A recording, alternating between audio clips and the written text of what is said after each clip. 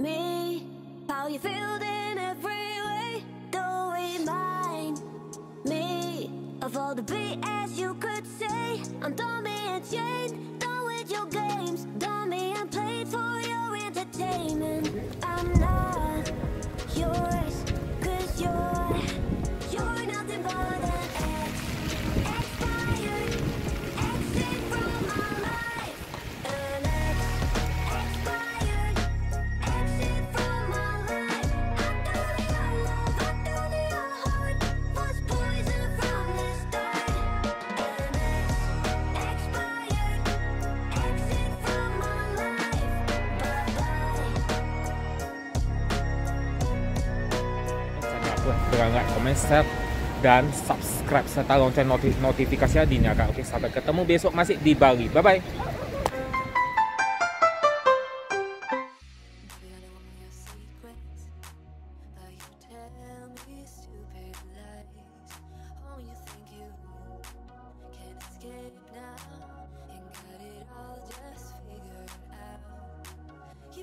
Oke, chapter terakhir ya, chapter moga-moga nih chapter kedua yang terakhir.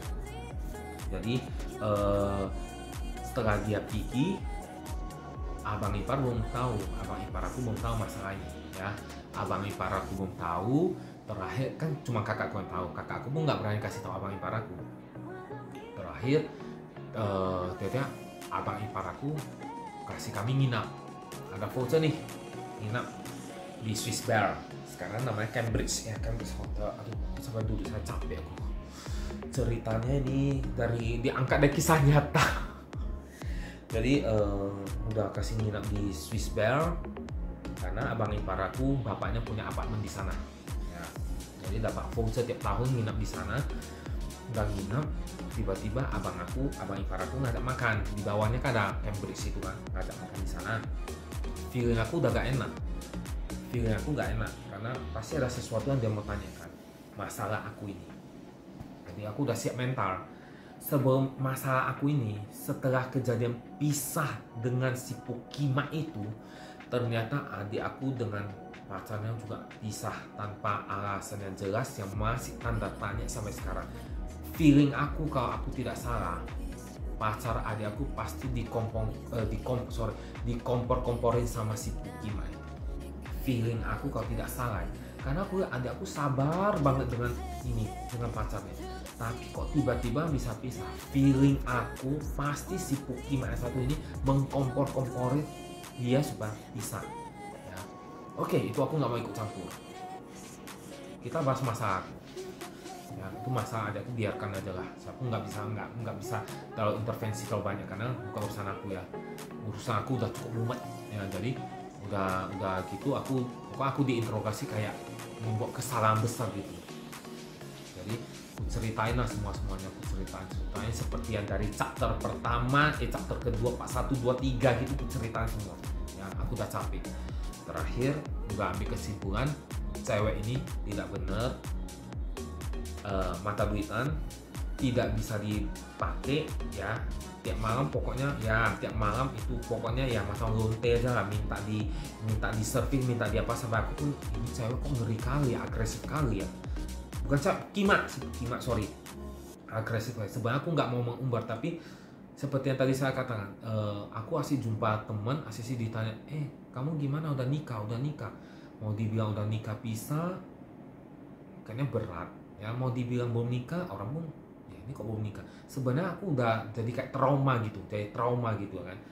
Nah, udah agak bener, asisi pulang ke rumah, asisi makan pun nggak diambilin nasi apa semua, pokoknya nggak beresin rumah pun nggak bisa, asisi keluar, pokoknya ya itulah pokoknya seperti yang tadi saya ceritakan. Jadi terakhir udah fix bahwa abang ipar aku ya udah mau gimana lagi ya, karena abang ipar aku jujur ya, aku pun nggak suka kalau orang lain intervensi masalah saya. Kenapa?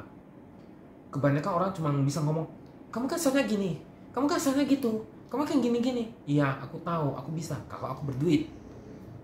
Kalau aku berduit, aku nggak usah minta masukan kalian, aku tidak usah minta saran kalian, otak aku pun bisa mikir. Yang buat aku nggak bisa mikir, nggak berduit, bener gak? Kalau kita udah nggak punya uang, banyak masalah, gimana mikir? Aku saking gondoknya. Jadi udah kelar dengan masalah abang ipar aku. Sebulan kemudian isu ini sebenarnya aku tutupin lagi, terdengarlah sampai ke famili aku. Nah, famili aku mulai datang, paman kedua, paman ketiga, paman yang paling kecil, sampai tante-tante datang, pokoknya macam diinterogasi ya. Paman aku yang nomor 2 tanya aku, kenapa bisa sampai kayak gini, kenapa bisa sampai dia nggak suka kamu. Aku jelasin gini-gini. Terus waktu pacaran tuh nggak tahu. Ya pacaran aku mana tahu, nggak nampak sifatnya. Kalau aku tahu, aku nggak mau nikah sama dia. Bilang setelah nikah mau tahu. Nah, jadi nada paman aku udah mulai tinggi, aku pun ikut tinggi. Kau udah aku bilang, sekeras apapun aku akan bakal lebih keras. Mau kau itu tua, mau kau itu muda, mau kau itu paman aku, kau keras, aku lebih keras. Ya, aku orangnya ngeyel juga. Kau ngeyel, aku lebih ngeyel lagi. Terakhir sampai mama aku nangis dibentak, itu yang membuat aku dendam sampai dibawa mati. Mama aku dibentak sama paman aku, itu aku ingat sampai sekarang. Ya, sampai malamnya aku nggak bisa tidur mikirin wajah mama aku nangis, jujur. Ya, sampai mama aku bilang, udah dah, kalau dia nggak mau jangan dipaksa lagi. Aku pun udah capek, kata mamaku. Ya, memang dia udah gak beres, maksudnya si Pukimaknya nggak beres. Oke, paman aku pun nggak mau ikut campur lagi. Udah dari situ sampai sekarang, maka aku pernah buat video, aku paling males lihat muka-muka famili aku itu, jujur. Aku paling males lihat muka-muka famili aku. Masih teringat 10 tahun yang lewat kejadian itu. Ya, masih teringat di mana mereka datang kemari, langsung menjudge aku, marahin aku, menginterogasi aku. Ya, sementara ya, jujur ya, banyak famili keponakan dia yang juga pisah. Ya, nikah nggak setahun pisah, nikah setahun lebih pisah, termasuk tante aku yang aku bilang anak menantu yang cewek itu yang sudah punya 3 anak pisah. Kenapa pamanku nggak berani ngomongin dia? Kenapa nggak berani interogasi mereka? Tahu kenapa? Mereka berduit. Duit yang membungkam dia nggak bisa ngomong. Nah, kalau saya anak orang miskin, makanya saya bisa diinjak. Itu aku nggak suka.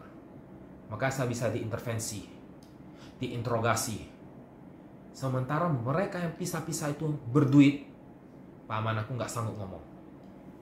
Makanya kenapa sering dengan ucapan uang, ada uang, itu yang paling berkuasa. Gitulah. Jadi setelah kejadian itu, setiap Imlek aku sebenarnya males banget ke rumah famili aku untuk kumpul lagi. Bahkan sampai anak dari paman aku benci sampai sekarang, jujur. Aku benci banget. Di depan dia aku biasa bawaan santai, tapi sebenarnya di hati aku benci banget. Aku jujur aja ya, aku jujur. Mungkin teman-teman kalau di posisi aku mungkin bisa segitu gak ya? Saya pun kurang tahu. Kalau saya bisa saking geremnya. Jadi waktu itu aku udah mulai ngajar fitness di Celebrity Fitness. Aku ngajar kelas sepeda. Tiba-tiba sepupu aku yang bapaknya marahin mama aku, yang bapaknya interogasi aku ini, tunggu di depan tempat fitness, Celebrity Fitness yang ada di Samprasa waktu dulu itu. Aku ngajar sepeda, aku lihat si anak ini ngapain di sini, maksudnya apa dia kemari. Terakhir aku selesai ngajar, mandi, aku ke tempat parkir, dia ikutin aku. Gimana kabarnya? Nah, hatiku, anjing lah kau, ngapain kau kemari? Pasti ada maunya. Benar, ada maunya. Tahu dia pinjam apa? Boleh pinjam itu apa? Kabel pancing apa namanya? Jumper ya, orang sebut jumper ya, untuk yang di baterai. Wah, kesempatan lah aku serang kau.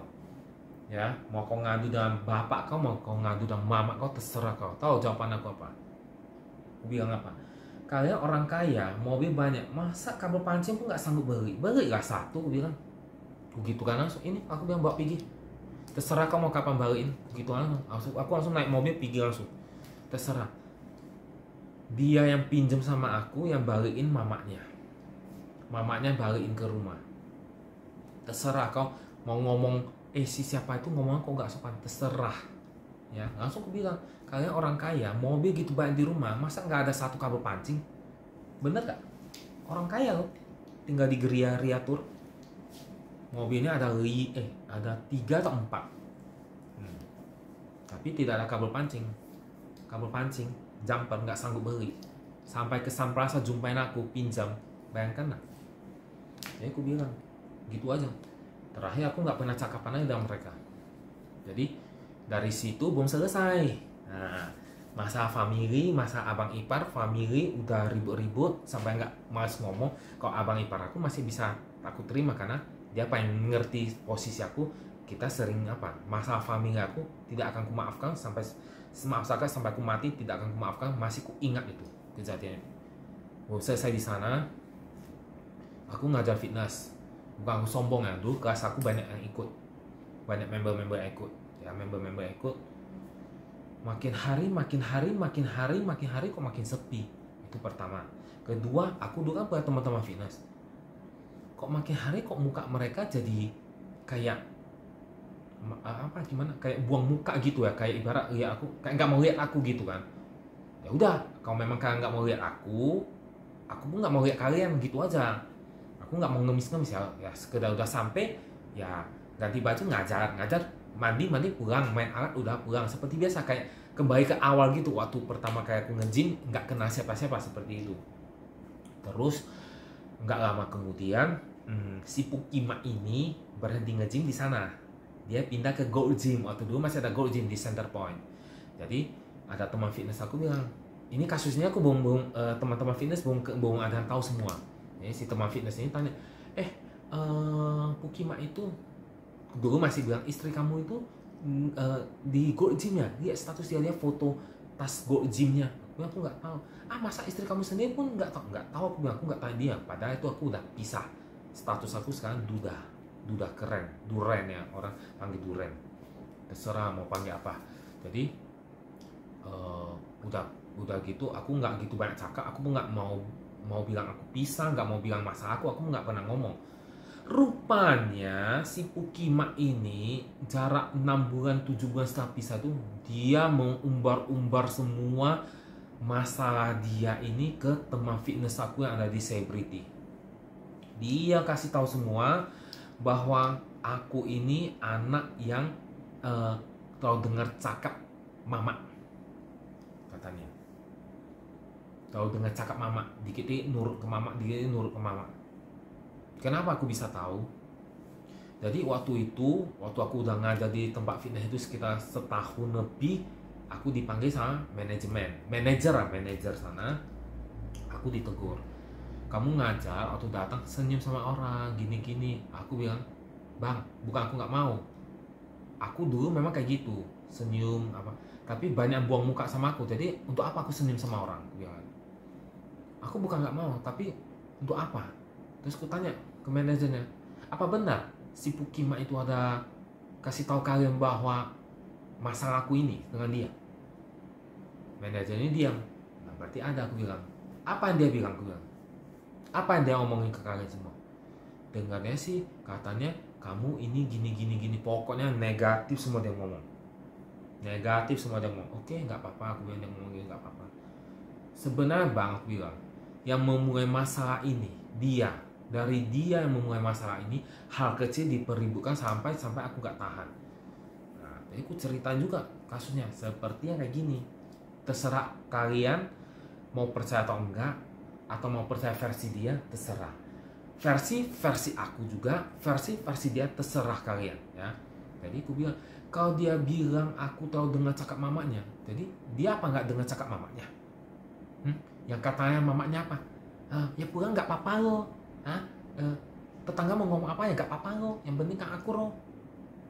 Nah, bukan sampai di sana aja. Waktu yang di Korea itu, yang waktu mau pergi ke Korea, aku suruh dia pulang, dia nggak terima. Dia bilang, kau asesi suruh aku pulang. Akhirnya aku bawa ingat, kau asesi suruh aku pulang. Aku bilang, tapi kau suka pulang, aku bilang. Dan kemarin aku tanya mama kamu bilang nggak apa-apa lo. Asesi pulang nggak apa-apa. Apa kata tetangga? Ya nggak apa-apa. Kan mama kamu ngomong. Jadi sekarang kenapa aku suruh kau pulang, kau nggak terima? Nah, waktu aku bilang kayak gitu, mereka nggak terima. Sekarang aku suruh pulang, mereka nggak terima juga. Jadi sekarang kau maunya apa? Nah, dari situlah teman-teman fitness menjauh semua. terakhir sampai tahun berapa aku sakit, aku nggak ngajar lagi, aku berhenti, stop. Sebelum berhenti itu aku jumpa beberapa teman fitness lagi, kebetulan si Pukima itu lewat di belakang aku, di depan Celebrity Fitness lewat ya. Jadi teman yang di depan nih dia bilang, lihat itu di belakang kau, kenapa? Si lonte, aku bilang, lonte yang lewat, aku bilang, biarin, aku bilang, nggak ada harga diri, aku bilang, langsung aku gitu kan langsung. Jadi sampai di sana terakhir aku udah berhenti nge-gym karena ya aku pun udah capek ya, udah capek banget. Terakhir ya aku pun resign, udah sakit resign. Terakhir aku lebih banyak menyendiri ya, lebih banyak ya cari kegiatan, berusaha untuk melupakannya, tapi pun sulit ya karena teringat kejadian-kejadian itu yang terekam ya. Jadi kalau mau dibilang umur pernikahan aku sekitar cuma 7 bulan. Kayak artis ya, lebih parah dari artis bisa setahun, aku 7 bulan aja loh. Artis YouTube, aku YouTube sekarang aku jadi YouTuber ya, jadi jangan lupa subscribe.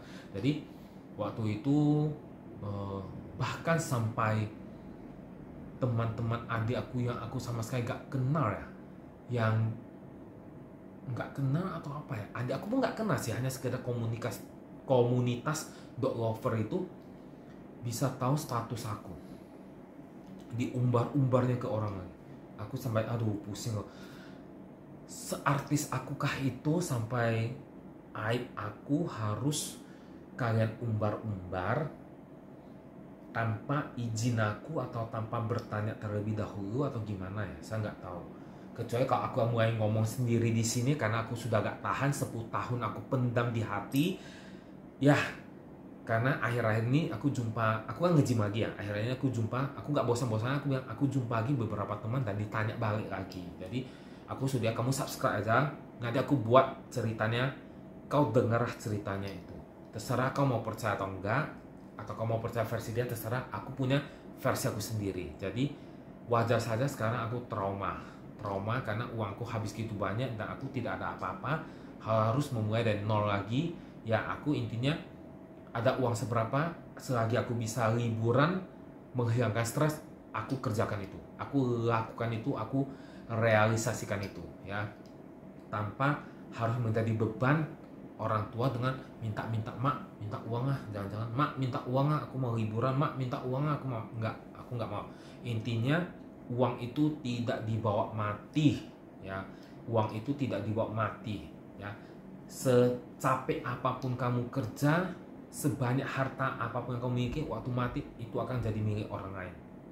Mau itu istri kamu, itu sudah menjadi orang lain, bukan istri kamu lagi, kamu bukan status suaminya lagi. Mungkin status suami tapi beda alam ya, maaf kalau ada salah direvisi. Jadi ini istri kamu, maaf ini kamu udah di alam lain. Jadi dia ibarat ya udah jadi dia punya.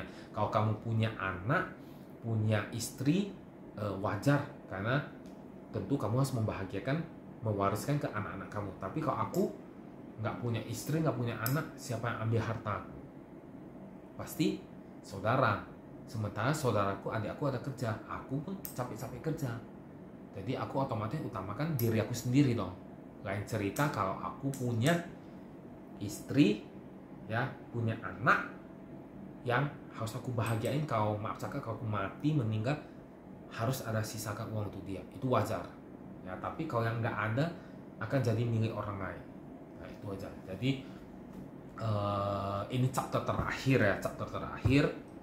Semoga teman-teman tidak tanya aku lagi, semoga teman-teman udah paham alur kasusnya ya, dari awal sampai akhir ya. Aku tahu banyak rekan kerja yang tahu status aku kayak gimana tapi nggak berani bertanya, aku tahu. Itu pun bagus juga ya, dia menjaga maksudnya dia punya etika, tidak berani tanya privasi orang ya.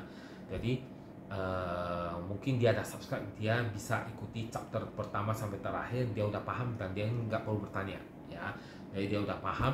Intinya aku sudah bebas, sudah tidak ada beban, sudah plong, sudah tidak berat ya, tidak berat. Kadang yang menjadi penyakit itu beban pikiran ya, beban pikiran. Jadi Prinsip aku, selagi aku ada uang, aku bisa jalan-jalan, bisa membahagiakan diri aku setelah mama aku, ya itu aku kerjakan, aku laksanakan ya. Jadi aku tidak akan menyisihkan sedikit uang pun ya untuk siapapun ya, kecuali asuransi aku itu ya, kecuali asuransi aku itu aja.